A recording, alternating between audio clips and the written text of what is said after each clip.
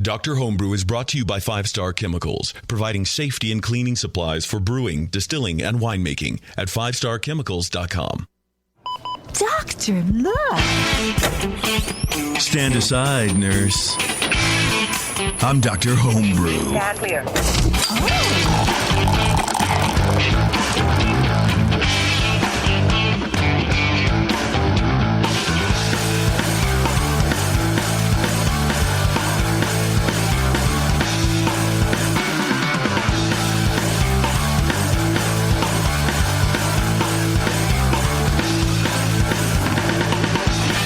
Hey, welcome everybody. This is Dr. Homebrew.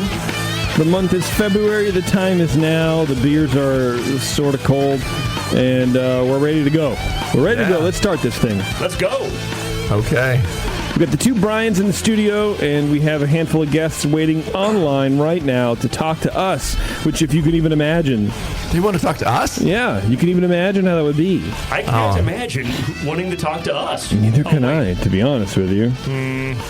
We're going to have Collin on here in just a second, but I have to tell you guys, the people who bring you this show and every episode of Dr. Homebrew, 5 Star Chemicals. You can go to 5starchemicals.com, learn about everything you need to do to clean and to sanitize your equipment, your carboy, your rack and cane, the little nooks and the ball valve, all the annoying stuff that you have to do to make actually good beer. 5 Star helps you with that. And in fact, they're the best at it. So check them out, 5starchemicals.com. If your local shop does not carry 5 Star, ask them to. If they refuse, don't ever go there again, because you know they don't get proper ingredients. That's right. Thank you, 5 Star. You know what I'm trying to say? Man, I'm tired. We're starting the show late. I'm like already just ready to go. Normally we'd be halfway through the first show or even done with the first show. I'm toast, man. You want That me to kid has slap you got or me. something? No. I can like come over or go across the desk and slap you up a little bit. Would that help? No, it would not help. Ah, damn it. What I need to do is just quit. My kid just rips the energy out of me, dude. It's so annoying. No one told me that. No one told me kids are going to be annoying. Okay. Kids are kids. I love my daughter. She's awesome. She's almost 12. Mm-hmm. It gets better, man. No, it doesn't get better. It gets different. It gets different and It gets better. different. It definitely gets different. You know what, man? Kids, she's worth it. Just power through it, bro. How much is she worth? Because that's what I'm already ready to sell. I'm ready to get out. Essentially, she is worth 200,000. I'm gonna move to Spain in 4 years and just leave. She's gonna leave. I'm tired. But it's fine. You know what? Forget about it. We have beers. Let's just call Collin right now. I think we're calling Christopher, right? Collin. Oh. Nobody else got back to me. Don't fuck with me, Brian. I thought. Stop it. Don't mess with me. Don't confuse me. You know. We figured it out before, and now we have Christopher. Right. We have Collin. We don't know who we're talking all the to. C right names. now. Yeah. The caller will be scintillating and wake your ass right up. You are going to be so on the second that we start talking to people. It's going to be crazy. No. I don't know what we got. You're going to be so on, I'm bro. going to fall It's gonna asleep. be great. I'm going to fall asleep. I organized the beers. Thanks to everybody for putting up with my long emails and stuff about beers. You do have massively long emails. I type as fast. much as Brian Schaar likes to talk, you like to type. My fingers are speedy. Oh, just try shutting me up. And you guys have tried, and it just doesn't work. So there you go. There's Brian. I'm just kidding. Blah, blah, We'll get blah, blah. we'll get Collin on here in just a sec. Can I talk about myself?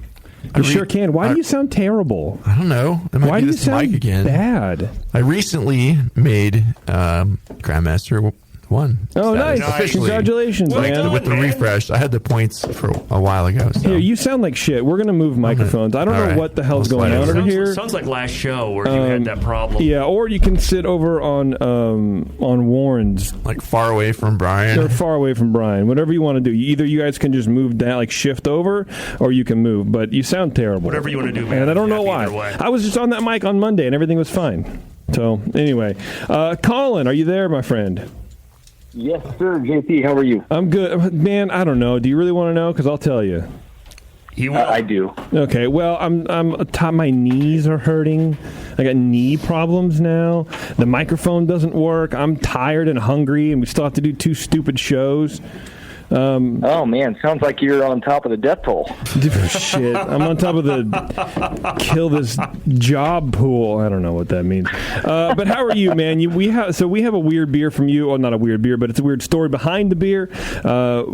This is an Imperial Stout that Terrence, our friend Terrence, gave to me like 1,100 years ago. Yes. And I told him not to do it. I'm just going to say that right now. I explicitly, verbatim said, do not do this. Do not give me this beer. Do not take this beer from Collin. Do not absolutely 100% do this. And then he just dropped it off at my house one day. I'm like, well, this is why we haven't had you on. It's not me, it's Terrence. Yeah, I agree. 100% Terrence. That's why we can't have nice things. That's right. Well, tell me a little bit about yourself while Brian gets situated here in his new office. I've never sat here before. This is weird. Brian, I'm really far away from you, and I feel kind of alone and bereft. You'll be all right, Brian. Actually, I'm kind of offended by the smell of my own sneakers today. I just like. Collin, how long you been homebrewing, dude? Oh, maybe 5 or 6 years, roughly. Are you in a homebrew club? I am not. I'm not. I've got 2 little ones, so... He's a lone wolf. No, see? Few and far between. Yeah, I feel you now, dude. I don't know how you're even awake right now. What's that? I don't even know how you're awake right now, man. How old are you? About an hour ago, so now's my free time. Hell yeah, dude. Yeah, that's when you wake up. All right, so this Imperial Stout... Have you brewed an Imperial Stout before? Is this your first run at it? Have you done it since this batch? What's happened? That was my first run at it, and I have not done it since. Okay, perfect. So we can potentially help you out a little bit. Yeah, absolutely. Because I'm thinking about doing it again. Oh, excellent. Hey, man, perfect timing. Look at this. Brian's reaching for his beer. All right, so Brian will pour me a little bit of beer, I imagine, is what's happening, hopefully. And then we'll go through. Brian Shar, since you have some beer in front of you already, would you like to start talking to Collin about his Imperial Stout, please? I would love to chat with you about your Imperial Stout, Collin. I really enjoyed this beer from an aroma standpoint. Really was a rich chocolate malt. Definitely a chocolate-focused beer here. Really, I like to brew stouts, and I like mine to be chocolatey and chocolate-focused. So I definitely, from a personal standpoint, really appreciated this beer. It's low roast, a hint of alcohol. Definitely could tell there was Imperial, but it wasn't harsh, not fusily. I almost got a little bit of a bourbon character out of the aroma with a little bit of vanilla. No hops, no esters or phenols, no diacetyl. The alcohol was sweet. Gave it 10 out of 12 for aroma. Appearance, 3 out of 3. Colors, really dark brown, clear as far as you can tell when in clarity in a beer this dark, and had a low and persistent head. Flavor, first impression, just like the aroma, was chocolate. Got a low roast character. Medium hop bitterness, definitely appropriate for this. And then actually, as it warmed up, the bitterness got, I think, more and more pronounced, which I want to chat about in a minute. No hop flavor. There's a medium degree of sweet ethanol.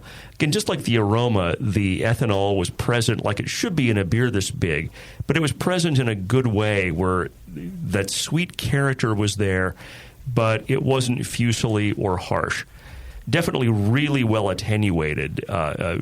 Tremendous fermentations. You did a great job with fermentation on this beer. Great malt between malt and bitterness. And the balance between malt and bitterness. And the finish was long and also very balanced between the two. So I gave that 14 out of 20 for flavor. Mouthfeel, 4 out of 5. Body was medium. Lower than expected carbonation, or lower than expected body, excuse me. Medium carbonation. Wanted a little bit, and this is maybe unfair to say, I really appreciated the attenuation, but the body I thought at the same time was maybe a little lower than I wanted for this beer. So it's kind of a conundrum with Russian Imperial Stout. It's 1 point, so I feel a little bad about that, but I still gave you a really good score for this beer overall. Creamy, a little slight astringency. I think it was maybe mainly from the hop bitterness, but I got a little astringency in the finish.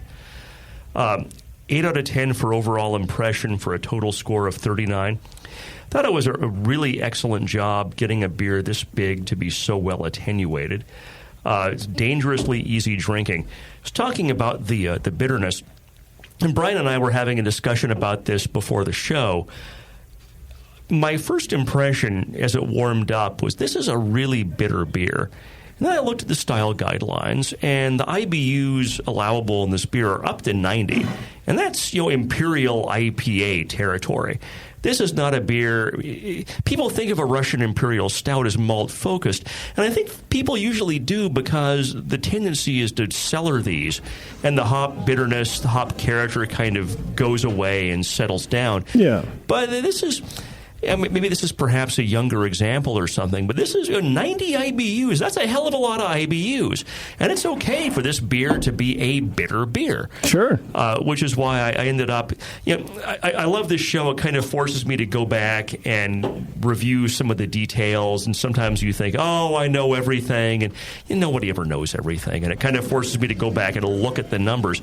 That really well done, man. 39 out of 50. I would drink several of these, and you would be peeling me off of your living room floor, and your wife would be all upset about, why is Brian sleeping on my living room floor? You had to throw me in my car, and I would have to do that drive of shame in the morning, and it would just be bad. Yeah, and the overall impression too for the style, it does say a warming, bittersweet finish. It's kind of. It's part of the style is having that bitter with the sweet. You need something to balance all that alcohol, and big malt and strength. Yeah, it's just crazy. Oh man, nice rundown, Brian. Thank you. Nice rundown. All right, Mr. Cooper. All right, hanging with Mr. Cooper. I just can't get my bearings. I'm sitting here. I can see the screen with the waveforms on it, and I can see the back of JP's. They don't have the cameras on here in the studio, but no. So it's really interesting. Really discombobulated. My head is on backwards right now. I have faith that you will compete and you'll do great. Okay, Imperial Stout. I got in the nose a deep, again, big chocolatey malt like Brian got right up front. Only faint roast, low smooth alcohol, and then a lot of raisin and plum and kind of sherry-like vinous notes in there. But yeah, big kind of malt fruitiness, but like aged malt fruitiness to me. No DMS or diacetyl. I'm not getting any obvious hop aromas in there. Seemed like a clean ale fermentation, but it's almost a little booze-like, and in a way, some of the lacking the roast, lacking some of the sharpness. And even with the alcohol just being so smooth in the nose, it just seems a bit kind of dulled or maybe even oxidized. Getting those of course different kinds of oxidation. It's not like a papery, cardboardy oxidation, but I'm getting some definite oxidized notes in the sherry-like impression. Appearance-wise, it's a nice deep brown color, a very low light tan head. That faded fairly soon after pouring, and that's allowable for the style. It's got a lot of alcohol in it, and that'll kill your head a bit, but it could stick around a little bit better. But yeah, it's mostly fine bubbles, kind of the light tan colored head in there. The beer's dark, but you can see at the corners it does appear to be fairly clear. It's not a hazy haze monster. Flavor-wise, I got a rich maltiness, obviously. Just deep chocolate and plum in tandem, kind of playing off each other. It seemed, Brian thought maybe it was... There is substantial bitterness there, I will say. It's a fairly bitter beer, probably from a lot of the dark malts in there, but it seems aged to me with a kind of a light sherry-like flavor in there, too. But yeah, surprising bit of bitterness from some coming from the malts for sure, but probably some from hop bittering hop additions as well, I would guess. But yeah, the finish is interesting because it finishes with the impression of sweetness just from the chocolatey malt and the alcohol sweetness that's there. Yeah, but Brian's right; it is fairly dry beer and well attenuated for this style. And sometimes with a beer like this, it's hard to tell. You can get a beer that finished at 10:30, but it's bold enough and big enough that it tastes just fine because it finished where it needed to finish, and it's not, it started at 11:20 or something, and then, it finished down where it needed to finish, and it's fine, just percentage-wise on the attenuation. But this seems like it's gone a little further than most. Very, it's balanced to the malt, clean fermentation. But I'm getting kind of a bit of a woody, a little boozy or woody element in the aftertaste that hints at there being like either some barrel aging or some booze element in there, and it could just be booziness from the alcohol. I wouldn't say that alcohol is exceedingly hot or anything, but it is a little prickly and biting, and that's maybe more in the mouthfeel. But it's beefy, and it does say hey, hello, how you doing? Yeah. Full bodied in the mouthfeel, quite warming all the way down the throat. But yeah, also somewhat kind of biting and intense. There's a little hint of astringency in there, not a whole lot, and it's not super creamy. I would say the carbonation is low, medium low kind of territory.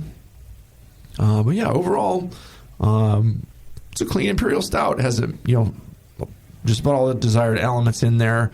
Except I would probably like a little more roast in there with the chocolate, just to have it be a little more multidimensional in the malt flavors, and kind of back off some of that heat somehow. But it's going to be hard to avoid it. It's odd because the alcohol is smooth, but especially in the mouthfeel and without all the other kind of malt characteristics there to play off of it, it's poking out a little bit in an interesting way. That's kind of like, it's right there. Hello. So, again,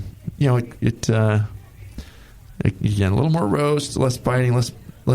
Well, the bitterness is probably fine if you get some fresh kind of roast flavors in there.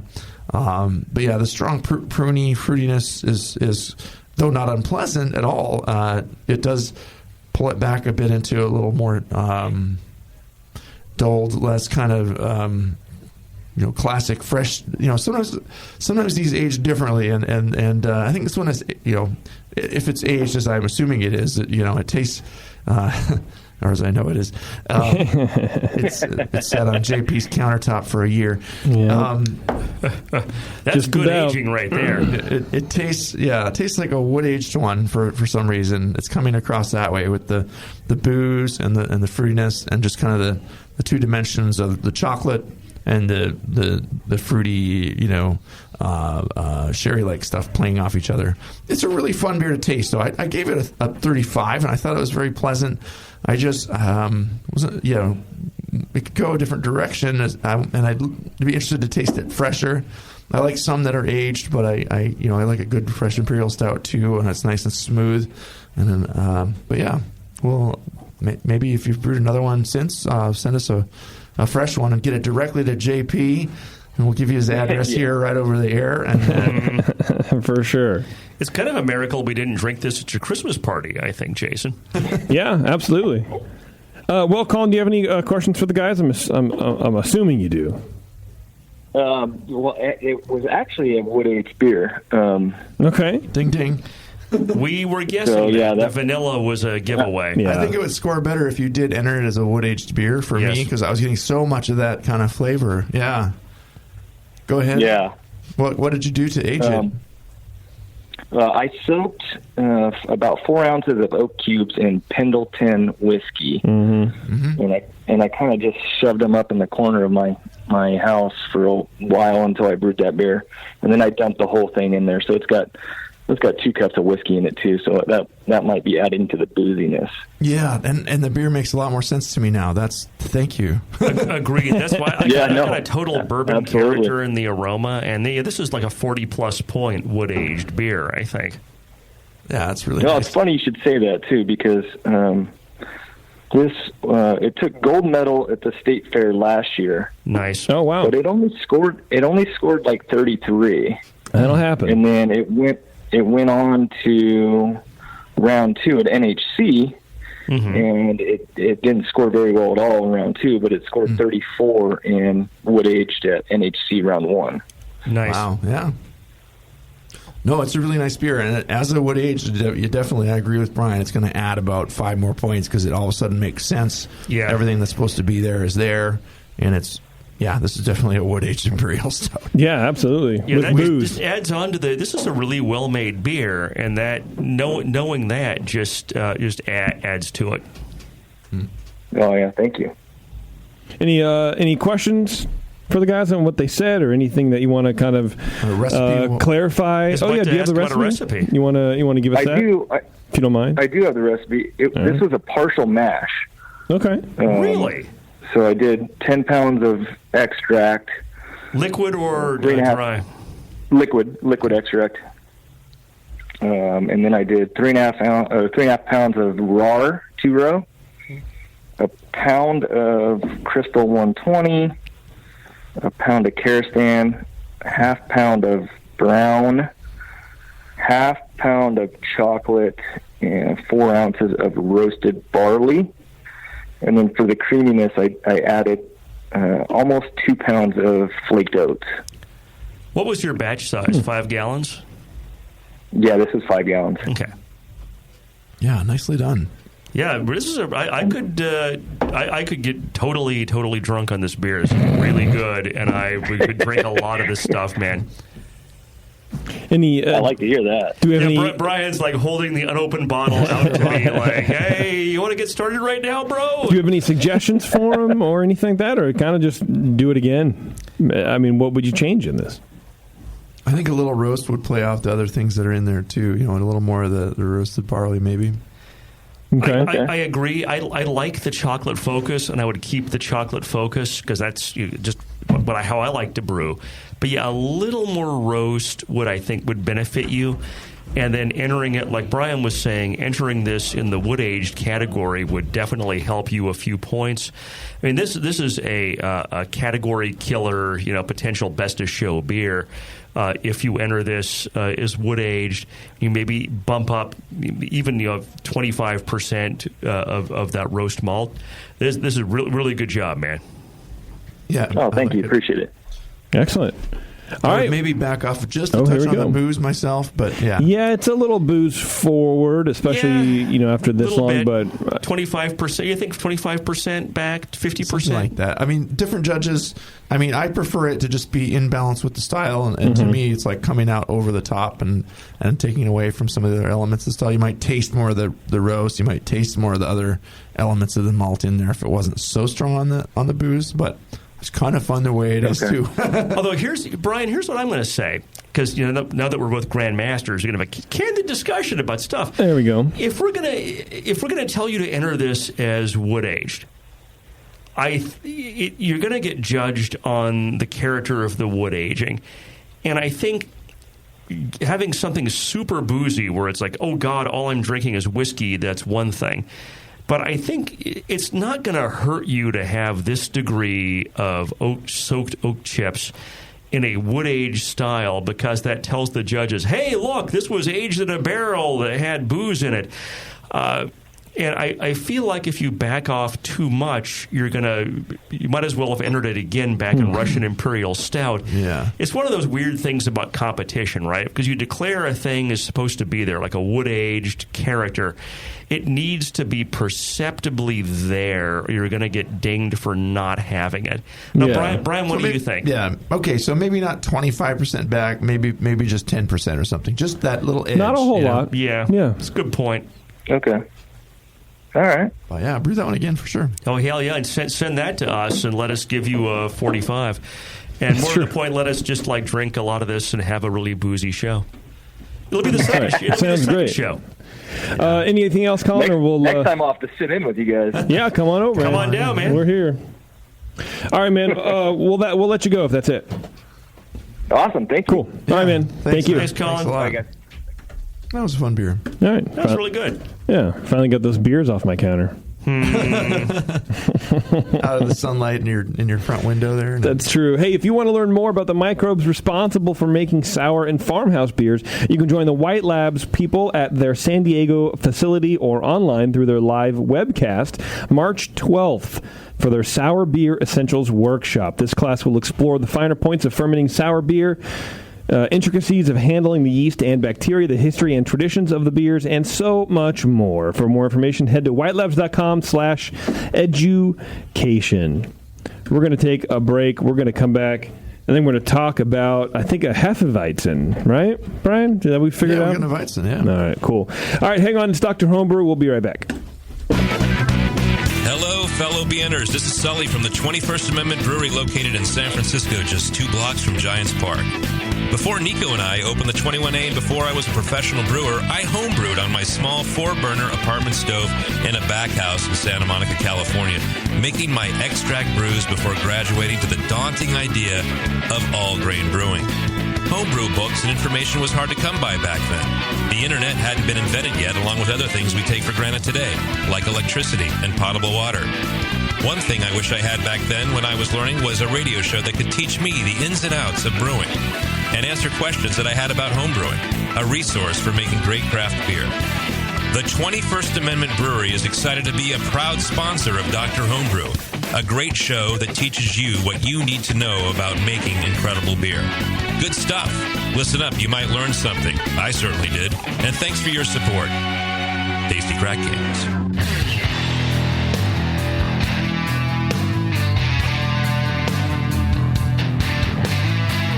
Now, back to the examination.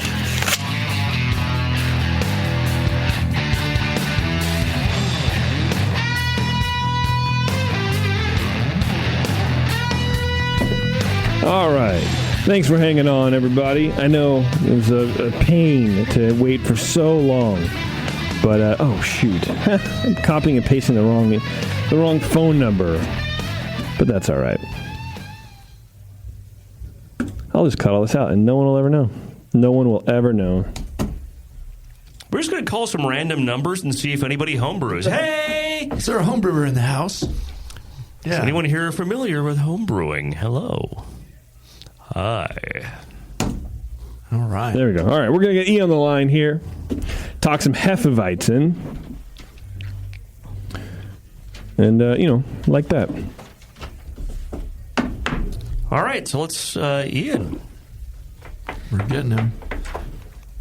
So Maybe. Is this where we go from the dead air standpoint? There we go. We talk about rumble, rumble, rumble.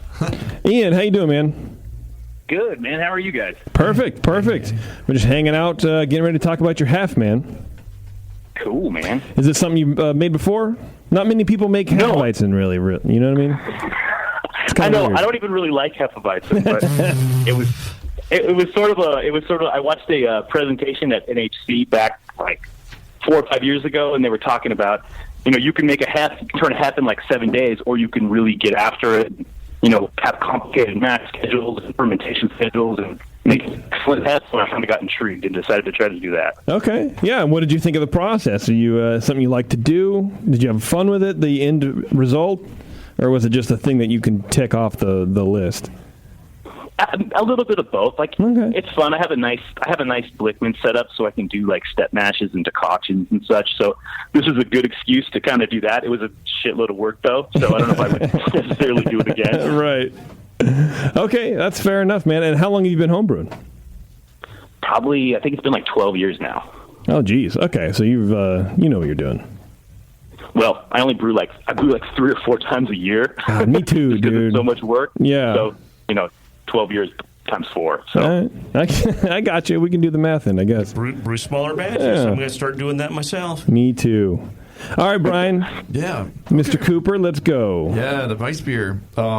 These are, for such a simple seeming style, it's just a wheat beer, or, it's it has a long tradition, and it's more complicated than one might think. So, first of all, like the labels were nice. It's always a nice touch. There was like a crown thing on the label, I don't have the bottle here, but yeah, it's anyway, nice looking label there. And when I opened the bottle, it had a strong hiss, and it foamed slightly out the neck there. So I was like, okay, it's nice and spritzy. So.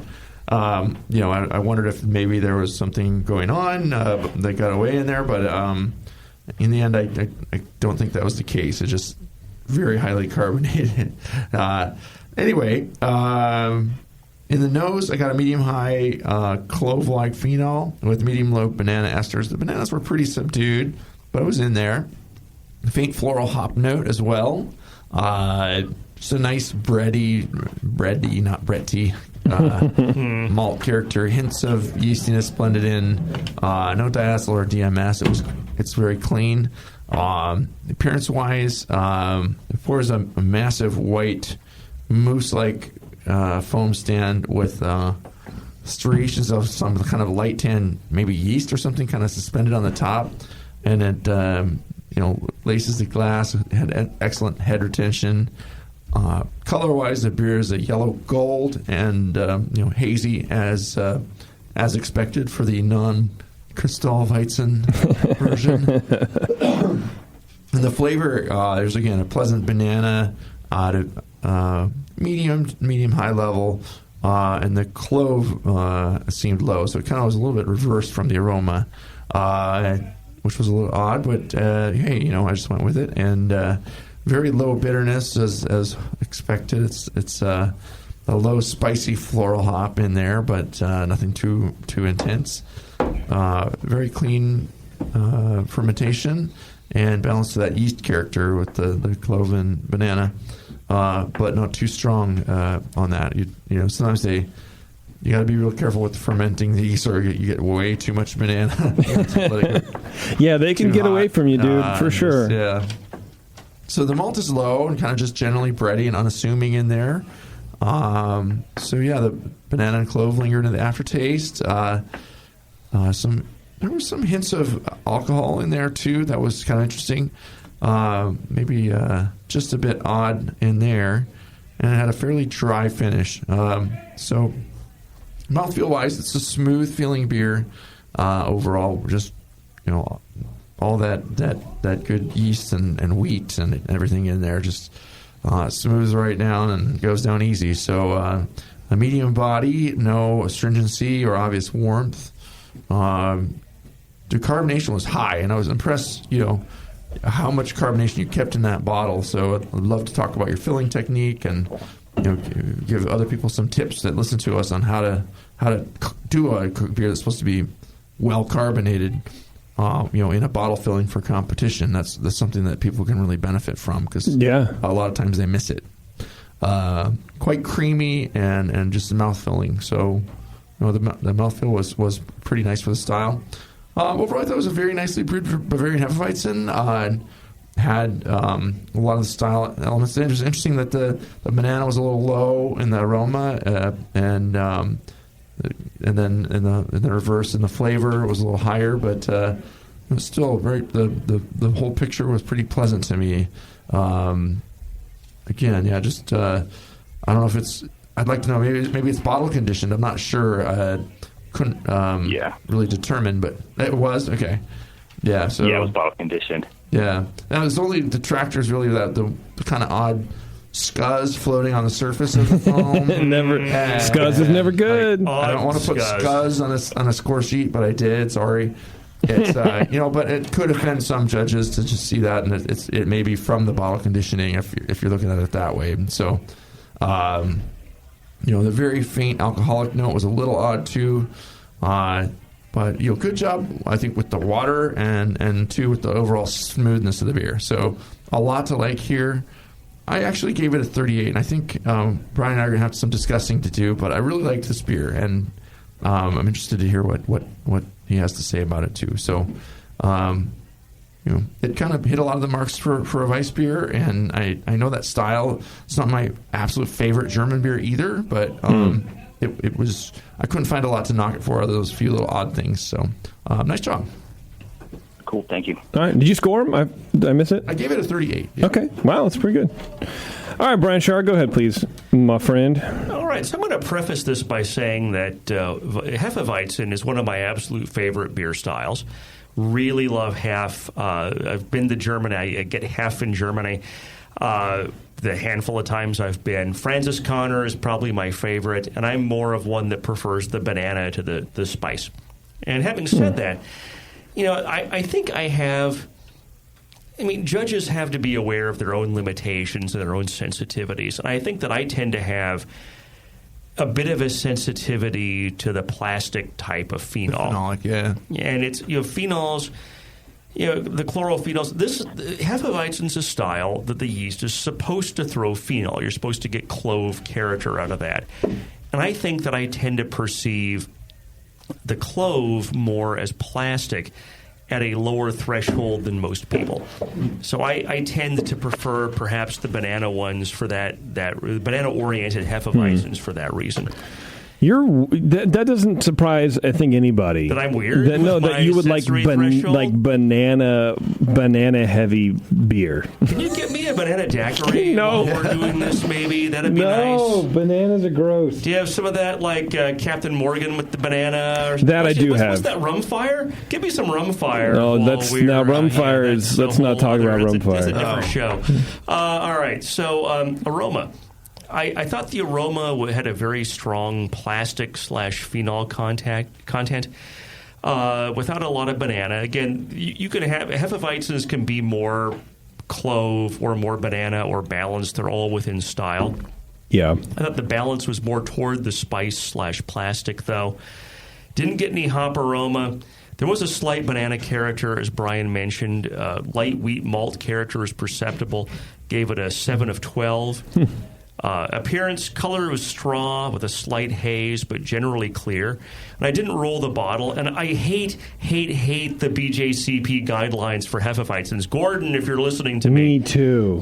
Gordon, Jamil, everyone, good Lord. I mean, no one ever says, you should roll the bottle. Don't roll the bottle. You get to competition and people are like, should we roll the bottle? I don't know. The entrant didn't say, no, we should roll the bottle. No, don't roll the bottle. And it's so stupid, and it makes me so unhappy, and it's unnecessarily complicated. We need to just come up with you have to do this or don't do this. And this is not your fault. This is my complaint about the guidelines. Yeah. And it's been a complaint of mine for 10 years about this rolling the bottle nonsense for Hefs. Well, to argue against that, like if you get order a bottled Hefeweizen in Germany, they'll swirl that last bit and flip the thing upside down and put it in your glass. No, I hear you. Right? I hear you. I mean, so that's like rolling the bottle. So I would say it's fine to roll the bottle then myself. That should be in the guidelines, so that you should always do that and dump the yeast out. Though, I think it's up to the competition manager. So, just, each one can kind of do it their own way. But, yeah, getting all that in suspension is there should be a protocol or like a little more definition around that maybe. So, yeah. That's not your problem. It's us having a discussion about that. The head was heroic and long-lasting. Really liked the head. It was classic wheat beer. Oh, my God, this is a gigantic head beer. Overall, 2 out of 3 for appearance. Flavor, that the flavor initially was spice/plastic phenol with some wheat malt and a hint of banana. Very well attenuated. Low hop bitterness, which is what you want from the style. No hop flavor, again, classic for the style. Finish was definitely malty and focused on the wheat. Gave that a 10 of 20 for flavor. Mouthfeel, 5 of 5. Body was full. High carbonation, definitely, carbonation really well done. It's hard. Yeah. So many beers in competition are low carb, especially if they're filled off a keg. And to have a high-carb beer actually have high carbonation is really, really refreshing and nice. More perky than creamy, no warming, no astringency. Again, 5 out of 5. Overall impression, it's a well-made beer in a difficult style. And I'm going to go off on a tangent just for a second. I think Hefeweizen, for a style that, as you point out, not a lot of people necessarily brew anymore. There's like 7 different yeasts you can get for this thing. And I'm always like, really? There's so many choices? And this is one of those styles where a lot of homebrew is pretty forgiving about temperature range. Not necessarily high temperature excursions early in fermentation, but a lot, especially ales, they're pretty forgiving as long as you can keep it within a certain moderate range. In my experience, Hefeweizen, if you're more, that bell curve of fermentation, that's like a 3-degree bell curve. And if you get out of that range for a particular yeast, you end up with really real plastic, real phenol. Again, in my experience dealing with this stuff. And it's hard. It's really hard to make this beer. just because of that reason. And you have to not just be able to control fermentation temperature, but be able to control the fermentation temperature in that very tight range that specific yeast likes. Yeah. Otherwise, the further you drift from that for a strain, it tends to become a plastic bomb. So there's a great book from AHA called Wheat Beers, and I forget the author, and the author actually has an appendix at the end where he had gone through and sort of experimentally determined like that tight band for each of these yeasts. And wow, that's something I like to consult. If you don't have that book and you like to make this stuff, if you made it once as a lark, don't even worry about it. If you want to make this again, I would consider getting that book. It's Hieronymus, Stan Hieronymus. Stan Hieronymus. Brewing with wheat. Yeah, that was one of the references I looked at when I was researching for this beer. Yeah, exactly. And it's to the extent you can temp control that fermentation tightly within the optimum for that yeast strain, try to do that. But this is just this. Yeah, and I'll tell you, I tell you this from experience. I made my first wheat beer. I totally randomly locked in on the right temperature. And it was great, and we drank this 5-gallon keg in like a weekend. We had people over at the house, and I spent 15 years chasing that beer. You tried. I fermented it in my garage in the summer at 110. I fermented cold. I listened to that homily about, if you want banana, you have to go really hot. It's like, fuck it, it's going to go in my garage. It's going to be July. I'm making this. I'm sweating literally out in my garage. Or out of my backyard, boiling this wort. Think, I'm putting this in my garage. It's going to be 110. It's going to be, but no banana. It was all plastic. That first pint, you're like, no. And I listened to all of the. You have to underpitch to get banana. No, it was plastic, and it's all just getting that temperature range right. And it's so devilishly hard. This is a simple beer, but it's so complex to make. And there's a lot of stuff you've got to kind of master to do it. And I think you did it's not perhaps as much to my personal liking as it could have been, but I think it was well done. It's maybe a little hard on it, and I think it was a well-made beer. I agree, though. The mouthfeel was pretty spot on. Both Brian and I really liked the mouthfeel of this beer. Yes. It had that mouthfeeling, creamy smoothness, and just right. I may prefer a less banana-forward Weizen, and I didn't pick up a lot of medicinal quality or plasticky quality in the phenol, but to me it was just kind of clove-like, maybe a little sharp, a little prickle or a little bite to it, but not like big medicinal or plastic phenolic. So yeah, that's but yeah, everybody perceives it a little differently, and thresholds for some of these compounds are, different tasters have different points where they can pick them up. So I would have to say I feel like I'm fairly in tune with phenolics myself, but yeah. I think it's a sensory issue like cilantro, like how some people hate it at any concentration. Everyone will perceive cilantro at some concentration as ham or soap, and that threshold of what that concentration is highly idiosyncratic, and it really depends on your own taste buds and DNA. And I think that my threshold for where clove becomes plastic is a lot lower than most people. I think it's the source of our 10-point difference. Yeah. No, but I think that makes sense. Gets a fair shake. What do you think? Did we do okay, Ian? Ian, you got any questions for everybody? Yeah, no. How are great. you? It's funny. I entered this in a competition, and I've given it out to a bunch of people since I had it bottled. And the reason I sent it to you guys was because I got it back. I thought it was like a decent beer, like in the the 30s, mid 30s, maybe based upon the stuff I had tasted, but. Get the results back for the competition, it was like a 22, and the competition never sent out score sheets. And I was like, wow, that's not very good. I started giving it out to friends, and all friends were like, well, bro, it's too carbonated, man. It's way too carbonated. And people were like, I get a sour character. And so everyone I gave it to, nobody liked it. And I got like terrible reviews in general. So, getting some honest feedback from you guys has been good. So I agree. I think the carbonation is good. I read some articles that it should be between like, This is 3.8 volumes. You did a great job on carbonation, man. Excellent job. Yeah, we can tell you paid attention. Maybe I was a little nice to it, but I thought it fit the style, and do you guys think like it would do better? So I'll probably enter this in NHC here coming up soon. If it happens to slide through into the second round, if it was a rebrew, would you guys, you were talking about fermentation temperature and importance of fermentation temperature.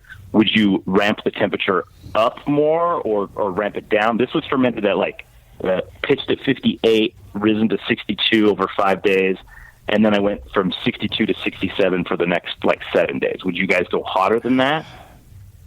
I think I would go higher earlier. Yeah, to get more esters. I would go tighter. That's a real wide band for Hef. I would whip out that Wheat Beers book, find out what's that optimum temperature for what flavor you want to get out of that beer, and I would try to maintain that real tight within 3 degrees of that peak either direction, and not let that drift 10 degrees. Okay. That's just my opinion. Yeah, no, it makes sense. Makes sense to me. Anything else for Ian? What was your recipe there? There we go. Oh, recipe. So 50-50 Bohemian floor malted wheat from Wireman and Wireman Pills. Pills, yeah. And it was all Hallertau, a 60-minute edition for 11 IBUs, and then a ridiculous single decoction that took up half the day, where it was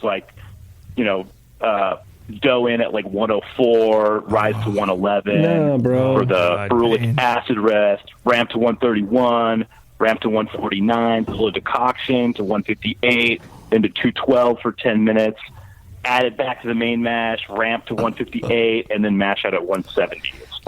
It was.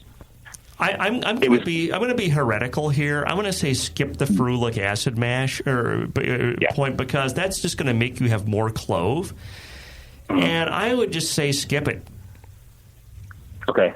Just because of the clove kind of maybe presenting as those plastic flavors like you were talking about? Yeah, and I don't know. Brian, what do you think about that? I've never done a ferulic acid mash step myself, but I don't know. Do you have an opinion on that? It might not be absolutely necessary. Yeah, you're still going to get some clove, but sometimes you get wheat beers that don't have hardly any clove or banana, and then it's just like, well, what is this? It's an American. At least it had some phenolics in it. Damn it! Right. All right, Ian. Well, hey, man, if that's it, we'll let you go. Cool, guys. Thanks a lot. Cool. Thanks, dude. Thank you. Many thanks. Yeah, you can tell you paid attention to that beer, so that's I really appreciate it when you can tell. This guy knows what it's supposed to be and did a pretty good job. Absolutely. No, I totally agree. And I feel like I was maybe a little harsh on it just because of my own sensory biases. Well, you're mean. You're a mean dude. Yeah. I'm an asshole. What can I say? That's true. Speaking of changing your malt, you guys, More Beer wants to change your malt game with the Viking malt. It comes from Northern Europe, and it's family-owned. It's a family-owned malt house since 1883, the largest specialty malt producer in the world. Their base malts are malted from null-lox varietals that do not contain the enzyme lipooxygenase, which leads to trans-2-nonenal in beer, which is responsible for stale cardboard flavors. So head over to morebeer.com and brew with ingredients from the future. And then in the meantime, while you're doing that, we're going to take a quick break, and we're going to come back, we're going to give stuff away, and then we're going to leave. So hang tight. This is Dr. Homebrew, and you're not, I guess? Do you know the 3 most important rules in brewing? Sanitation, sanitation, and sanitation. And no one does it better than 5 Star Chemicals. 5 Star knows sanitation. You can only sanitize clean equipment. And 5 Star knows how to clean, too. For craft brewers and home brewers, 5 Star has what you need to keep your fermenters, serving tanks, kegs, and draft lines sparkling and free of any beer-spoiling bacteria. PBW, caustic, acid cleaners, Star Sand, SaniClean, lubricants and defoamers, pH stabilizers, and more. 5 Star Chemicals has cleaning supplies, safety supplies, heat exchangers, pumps, hoses, and valves. And 5 Star is proud to offer eco-friendly products that exceed customer expectations. If you have a cleaning problem, you need the 5 Star solution. Visit 5starchemicals.com or call 800-782-7019. 800-782-7019 and get the 5 Star treatment today. I'm sorry to tell you this, but we're going to have to pour you out. Back to Dr. Homebrew.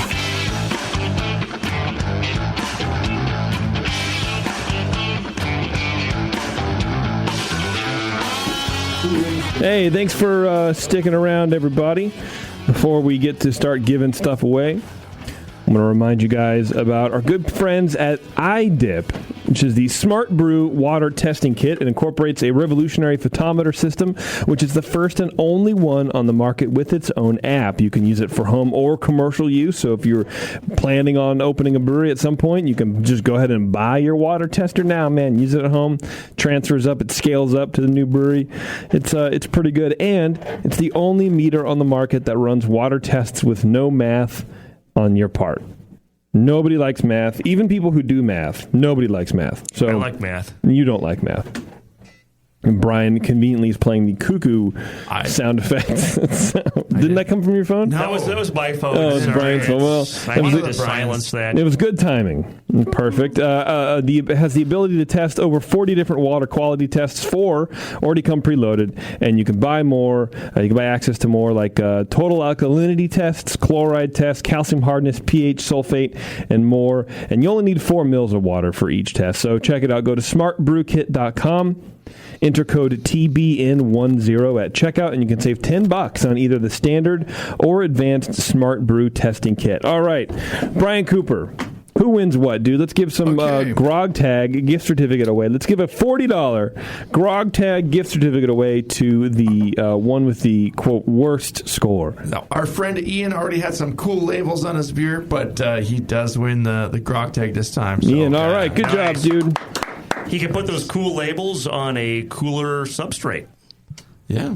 Ian. Or make a sign for his garage, like a metal sign with the crown on it. That'd be real nice. That'd be good. All right, guys. I don't know. My voice sucks, so I'm going to end this right now. You're going to end it all right now? I'm going to end it all right now. Okay. That's going to be a YouTube video with like 1 million hits, dude. You're going to be posthumously famous. There's nothing else we had to talk about, right, Brian? That was it. No, I think did we wrap up all our live reads and we did. And I think so. Hey, everybody, if you're digging through past podcasts and you want to check out more stuff like this, well, just go ahead and let this one play out and click the next one. If not, if you want to change it up a little bit, you can check us out on The Session, Heads and Tails, which is a really good podcast all about spirits. A whole bunch of stuff happening here on the Brewer Network, so you don't have to go anywhere. And, like that. All right, everybody, until next time, we'll see you later. All right.